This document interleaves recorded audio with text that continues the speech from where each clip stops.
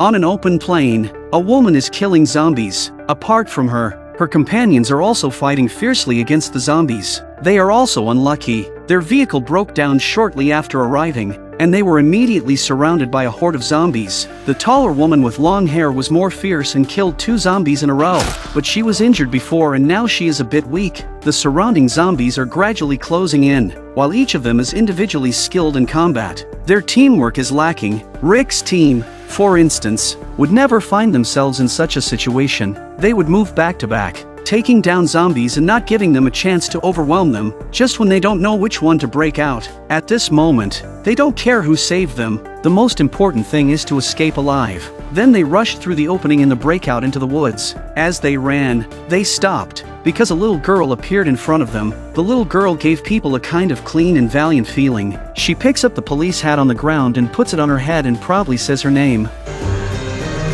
Judith Grimes.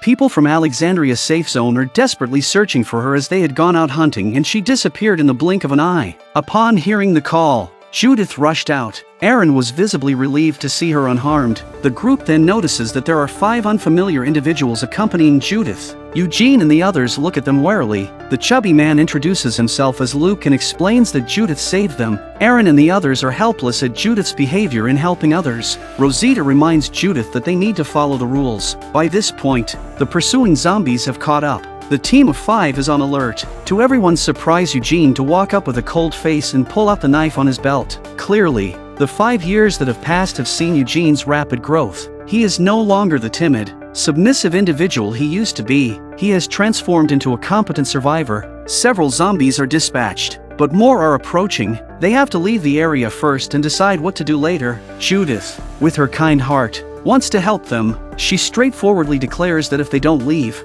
she won't either. Rosita and Aaron exchange a glance. Helpless, they can only agree with Judith's decision, and so, they lead the group towards Alexandria SafeZone. Yes, Judith has grown up. 5 years had passed since Rick blew up the bridge. Michonne still searches for Rick every day, never allowing herself to give up. Daryl, too, has been searching for Rick for the longest time, living in the jungle and following the river over and over again. Meanwhile, Aaron has returned to Alexandria SafeZone to prevent the 5 from remembering the route. They covered their heads with black bags. Then, Rosita guides them into the community. The 5 stand hesitantly outside, wary of the unknown. This caution is warranted. Judith, observing their hesitation, approaches and takes the woman's hand, assuring them that it's safe inside. The boy interprets in sign language because his sister is deaf. With Judith leading the way, they enter the community. The sight that greets them leaves them in awe. In this post-apocalyptic world, they've never seen anything like it before. They began to wonder if this was a dream.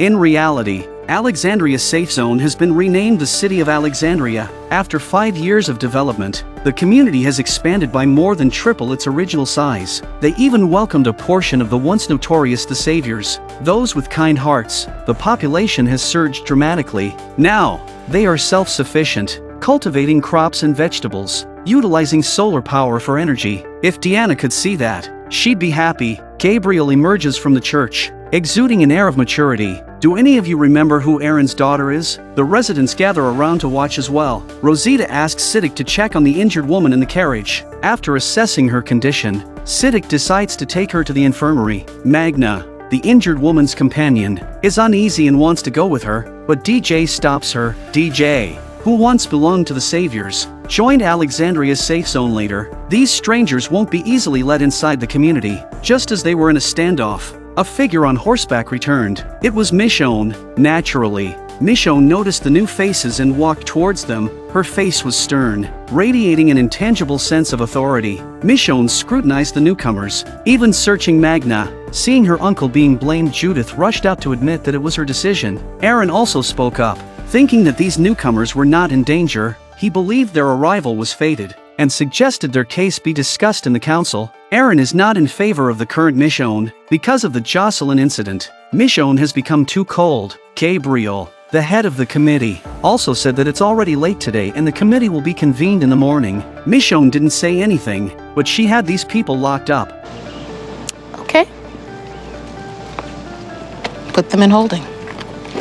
Michonne is a different person than she was 4 years ago. The next morning, Alexandria SafeZone called a committee. Commissioner Gabriel, who was sitting in the center, began by saying that they hadn't had a newcomer for some time. He acknowledged their community's kindness and fairness, but also emphasized that they were not weak. If they wanted to join, they needed to answer questions and undergo a vote by the community. Gabriel then proceeded to question their origins, their occupations before the apocalypse, and so on. Representing the group was the portly Luke, a former music teacher before the apocalypse. The second woman, Magna, was a warrior. The third, Kelly, was a high school student. The woman next to her was Connie, Kelly's deaf sister. The injured woman in the infirmary was Yumiko. Luke shared their team's journey, asserting they had not engaged in any wicked deeds. They had been struggling to survive, experiencing the deaths of many companions along the way. 10 minutes passed as they answered questions from the council. The council members and residents present could sense that these individuals didn't seem malevolent. There was already a disposition to let them stay.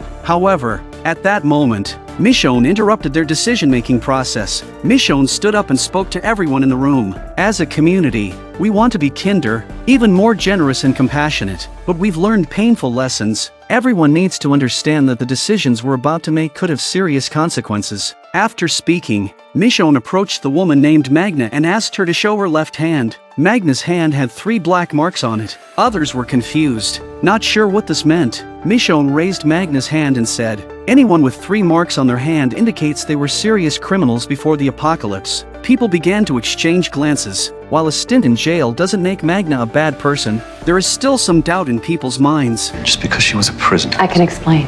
And you have nothing to hide. Nothing. Or you want to tell the truth? Yes. Put the knife on the table. As Michonne spoke, the others felt uneasy. They all knew that Magna had a hidden knife on her belt. Michonne had done what she wanted to do and then asked everyone to start voting while she turned around and walked towards the outside. Can I ask you a question? No. Given Magna's concealed knife, the outcome of the vote was unsurprising. They decided not to let them stay. However, they would wait for the injured Yumiko to recover before leaving. Magna isn't truly bad. She just finds it hard to trust others after surviving the apocalypse. Magna then goes to the window and sees the oppressive woman who is teaching Judith how to use a long knife. Magna felt a great deal of regret in this moment that they could not stay and live in such a nice place because of her. After the committee meeting, Gabriel went to the storage room to tinker with his wide-range radio. He wanted to use it to contact the survivors out there so they could come and live in the Alexandria SafeZone. Currently, most committee members were open to accepting newcomers, but Michonne held veto power, making them quite powerless. During today's meeting, it was clear to everyone that Michonne intentionally stirred residents to vote against newcomers. Since the Jocelyn incident, Michonne has become even more withdrawn and doesn't even try to help when the kingdom is in trouble. Gabriel's secret radio project was unknown to others. To increase the radio's range, they needed to install a signal amplifier on a distant vantage point. Rosita volunteered to install it,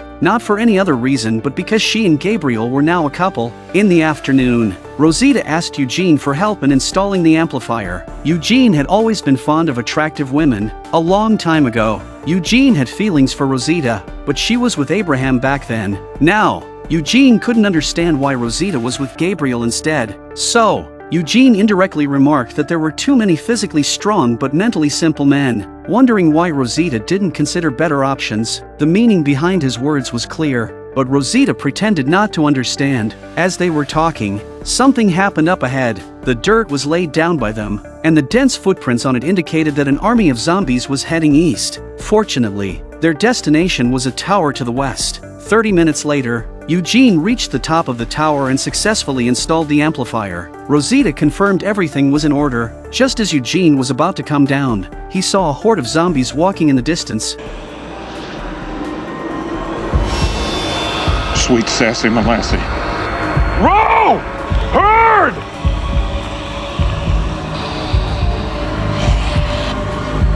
Get your ass down now! Rosita tries to get the horses, but they get spooked and run away. Eugene accidentally dropped his backpack. Shit. What puzzled Eugene was how the zombies, who were originally headed east, had turned back. Little did they know, they were about to encounter a type of zombie they had never seen before.